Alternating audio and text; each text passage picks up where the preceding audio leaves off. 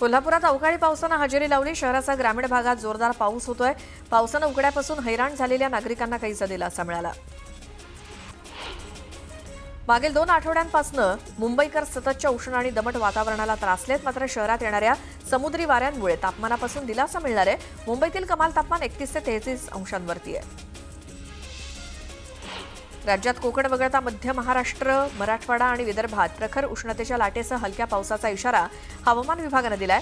गुरुवारी विदर्भातील ब्रह्मपुरीचा पारा राज्यात सर्वाधिक 45.9 अंशांवरती गेला होता. तर पुण्याचं तापमान सलग 6व्या दिवशी 43 अंशांवर गेलं. दरम्यान या 3 दिवसात अस्वस्थ करणारं विचित्र वातावरण राहील असं हवामान खात्यानं म्हटलंय.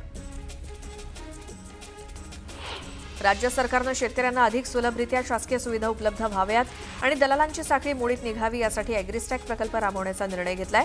2025-26 मध्ये कृषी उन्नती योजनेअंतर्गत अॅग्रिस्टॅक प्रकल्पातील डिजिटल क्रॉप सर्व्हे होणार आहे. गोंदिया भंडारा जिल्ह्यामध्ये मामा तलावाचं खोलीकरण होणार आहे. पहिल्या टप्प्यात 1 धरण आणि 400 तलावातील गाळ काढला जाणार आहे. अमरावती जिल्ह्यातल्या मरियमपूर गावातील आदिवासी बांधवांना तीव्र पाणी टंचाईचा सामना करावा लागतोय. शुद्ध पाण्याची कमतरता असल्यामुळे हे गावकरी तलावाच्या काठावरती खड्डे खणून तेच पाणी पित आहेत. मरियमपूरचा तलाव सुद्धा पूर्णपणे आटल्यामुळे महिला खड्ड्यातून थोडं पाणी काढून हंडा भरतात.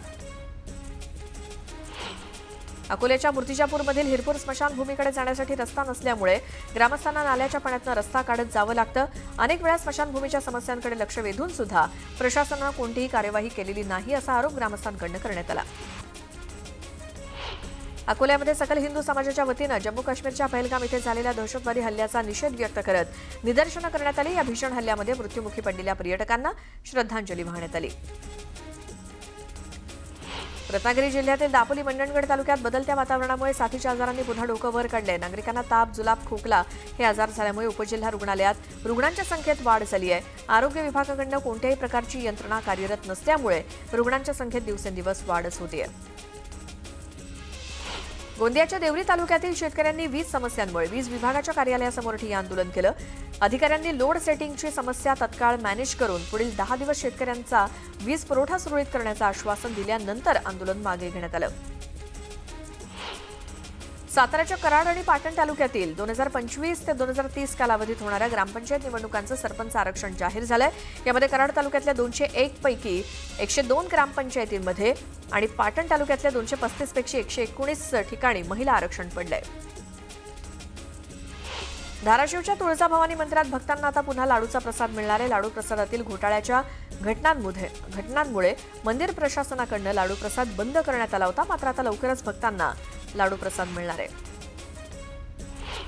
जळगावच्या चोपडा तालुक्यातील चौगावमध्ये अनेकांना किडनीचे विकार होत असल्यामुळे त्या आधारावरती गावातील पाण्याच्या नमुन्यांची जिल्हा परिषदेकडून तपासणी करण्यात आली. दरम्यान पाण्याच्या नमुन्याचा अहवाल जिल्हा प्रशासनाला प्राप्त झाला असून पाणी पिण्यायोग्य असल्याचं या अहवालात म्हटलंय. जिल्हा परिषद निवडणुका रखडल्यामुळे माजी जिल्हा परिषद सदस्यांनी तातडीनं जिल्हा परिषदेत बैठक बोलावली. तातडीनं निवडणुका घ्या किंवा जे जिल्हा परिषद सदस्य नियुक्त आहेत त्यांचा कालावधीला मुदतवाढ द्या अशी मागणी माजी जिल्हा परिषद सदस्यांनी दिली. नागपुरात जवळपास 2200 पेक्षा जास्त पाकिस्तानी नागरिक व्यवसायाच्या निमित्तानं राहत असल्याची माहिती मिळाली आहे. मात्र त्यांना आता केंद्र सरकारनं 48 तासात देश सोडण्याचे आदेश दिले. त्याची अंमलबजावणी करण्याचं मोठं आव्हान नागपूर पोलिसांसमोर आहे. रत्नागिरी जिल्ह्यातील दापोलीत कोकण विभागीय कीर्तन महोत्सवाला सुरुवात झाली. जगद्गुरू नरेंद्र महाराज यांची उपस्थिती असणार असून 5 दिवस चालणाऱ्या या कीर्तन महोत्सवासाठी राज्यातील नामवंत कीर्तनकार महाराज उपस्थित राहणार आहेत. मालवण शहरातल्या मेढा इथल्या राजकोट किल्ला इथे छत्रपती शिवाजी महाराज यांचा नवा पुतळा उभारण्याचं काम अंतिम टप्प्यात आलंय. हा पुतळा 200 किलोमीटर वेगानं वाहणाऱ्या वाऱ्याच्या वेगाला सुद्धा सहज तोंड देईल असा बनवलेला असून ऑस्ट्रेलियातल्या कंपनीनं याची चाचणी घेतली. नागपूर शहरातील गुन्हेगारीवरती नियंत्रण राहावं यासाठी नागपूर पोलिसांनी 48 तास कॉम्बिंग ऑपरेशन राबवलं. या दरम्यान पोलिसांनी 33 पोलीस ठाण्याअंतर्गत 305 गुन्हेगार आणि हिस्ट्री शूटरची झाडाझडती घेतली. पोलिसांनी केवळ त्यांची तपासणीच केली नाही तर प्रत्येक गुन्हेगारासोबत तपास पथकानं फोटो काढून त्याचा अहवाल देखील तयार केलाय. राज्यातील बाजार समितीमध्ये गव्हाची 16,885 क्विंटल आवक झाली. त्याला सर्वसाधारण 2,822 रुपये प्रति क्विंटल इतका दर मिळाला. महिला सफाई कामगाराची 7व्या वेतन आयोगाच्या फरकाची रक्कम मिळवून देण्यासाठी 18,000 रुपयांची लाच स्वीकारताना डॉक्टर बाबासाहेब आंबेडकर मराठवाडा विद्यापीठातील 2 कर्मचाऱ्यांना रंगेहात पकडण्यात आलं. एसीबीच्या या कारवाईमुळे विद्यापीठात खळबळ माजली. बार्शी शहरामध्ये सापडलेल्या ड्रग्ज रॅकेटमध्ये परांडा येथील आरोपी असल्याचं समजल्यानंतर कार्यवाही करण्याच्या अनुषंगानं धाराशिव पोलीस ॲक्शन मोडवर आलेत. गुन्हा घडल्यापासून धाराशिव पोलीस सोलापूर पोलिसांच्या संपर्कात आहेत. ड्रग्ज रॅकेटमध्ये मोठी टोळी असल्याचा संशय पोलिसांकडून व्यक्त करण्यात आला. छत्रपती संभाजीनगरमध्ये घरफोडीची घटना घडली. आरोपीकडनं चोरी केलेला लॅपटॉप, ॲपल फोन आणि मोटरसायकल असा एकूण 2,38,000चा मुद्देमाल जप्त केलाय. परिसरातील सीसीटीव्ही फुटेजच्या तसंच इंस्टाग्रामच्या आधारे आरोपीला शोधून काढण्यात आलं असून आरोपीविरोधात गुन्हा दाखल करण्यात आलाय. वसईतील धक्कादायक प्रकार समोर आला. रेसिंगच्या नादापायी एका आरोपीनं थेट 7 दुचाक्या चोरल्या. त्याला पोलिसांनी अटक केली असून 8 लाखांचा मुद्देमाल जप्त केलाय. नवी मुंबईतली धक्कादायक घटना समोर आली. अल्पवयीन मुलांकडून केवळ मौज मजेसाठी दुचाकी चोरी केल्याचा धक्कादायक प्रकार उघडकीस आला. या प्रकरणी पोलिसांनी 2 अल्पवयीन मुलांना ताब्यात घेतलं असून त्यांच्याकडून 13 दुचाकी जप्त केल्या आहेत. पावसाळ्यातील संभाव्य पूर परिस्थितीत सुद्धा अविरत सेवा देण्यासाठी मध्य रेल्वेनं दिवा, कळवा, विक्रोळी, कांजूर मार्ग आणि सायनकुर्ला या पूरप्रवण रेल्वे मार्गावरती सूक्ष्म बोगदे तयार करण्याचं काम हाती घेतलंय. हे काम अंतिम टप्प्यात असून मे महिन्याअखेरपर्यंत पूर्ण होण्याची शक्यता आहे. त्यामुळे यंदा पावसाळ्यात रेल्वे ट्रॅकवरती पाणी साचण्याचा प्रश्न कमी होणार आहे. नवी मुंबई आंतरराष्ट्रीय विमानतळाला मल्टी मॉडेल कनेक्टिव्हिटी निर्माण करण्यात यावी असे आदेश मुख्यमंत्री देवेंद्र फडणवीस यांनी सिडकोला दिलेत. या विमानतळाला वॉटर टॅक्सीची सुविधा उपलब्ध करून देण्यात येणार असून अशा प्रकारच्या सुविधा असणारं हे देशातील पहिलंच आंतरराष्ट्रीय विमानतळ ठरणार आहे असा विश्वास फडणवीसांनी व्यक्त केला. राज्य सरकारनं 1 लाखांहून अधिक लोकसंख्या असलेल्या सर्व शहरांमध्ये इलेक्ट्रिक बाईक टॅक्सी सेवा सुरू करण्यास मान्यता दिली आहे. या माध्यमातून 12 वर्षांवरील प्रवाशालाच बाईक टॅक्सीनं प्रवास करता येणार आहे. मुंबईतील हजारो रिक्षा टॅक्सींनी अद्याप मीटर रिकॅलिब्रेशन केलेलं नाही. राज्य परिवहन विभागानं दिलेली 90 दिवसांची मुदत मिळून सुद्धा जेमतेम 60% रिक्षा टॅक्सीचं मीटर कॅलिब्रेशन पूर्ण झालंय. अजूनही अनेक रिक्षा टॅक्सी चालक मनमानी भाडं आकारतायत. कल्याणमधल्या लष्कराची जमीन बळकावून त्यावरती बेकायदा इमले बांधणाऱ्या विकासकाला आणि त्याला परवानगी देणाऱ्या पालिका प्रशासनाला मुंबई उच्च न्यायालयानं खडेबोल सुनावलेत. लष्कराच्या जमिनीवरती बेकायदा बांधकामं उभी राहिलीच कशी असा सवाल करत खंडपीठानं प्रशासनाला धारेवर धरलं.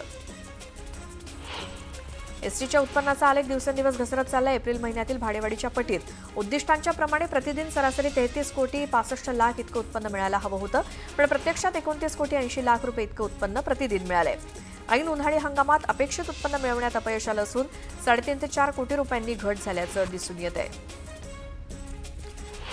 मिठी नदीतला गाळ उपसण्यावरती होणाऱ्या खर्चात दरवर्षी वाढ होते. यावर्षी या कामावरती 54 कोटी रुपये खर्च केले जाणार आहेत.